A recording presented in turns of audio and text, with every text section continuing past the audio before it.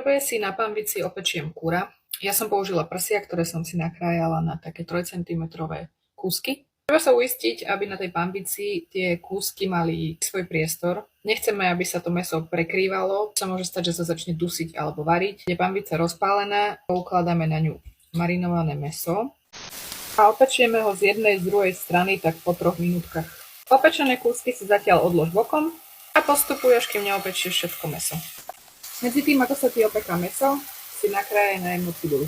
Keď je mäso opečené, vyber ho, stíš plameň na minimum a do tej istej pánvice pridaj polovicu prichystaného masla. K nemu prihoď pripravenú cibulu.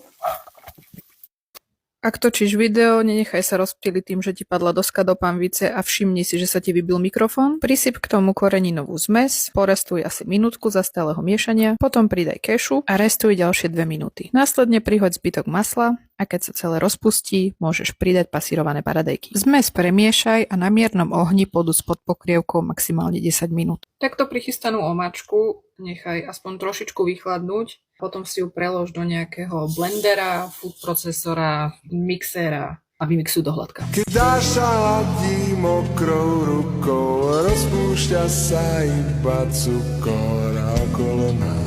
Aj po tom vymixovaní tá konzistencia nebude úplne hladká, ale zhruba takáto. Omáčku pridaj naspäť do pánvice, primiešaj smotanu, pridaj pripravené mäso a keď to znova zovrie, nechaj to prebublávať na miernom plameni asi 10 minút. Po 10 minútach to ochutnaj a v prípade potreby doplň soľ, cukor, niečo pikantné alebo aj citrónovú šťavu. Závisí na tvojich preferenciách. Kontroluj, či už je kúra tak, ako má byť. Toto je hotové, už nie je ružové, je stále mäkké a 1 krok od vysušenia, takže už to treba vypnúť.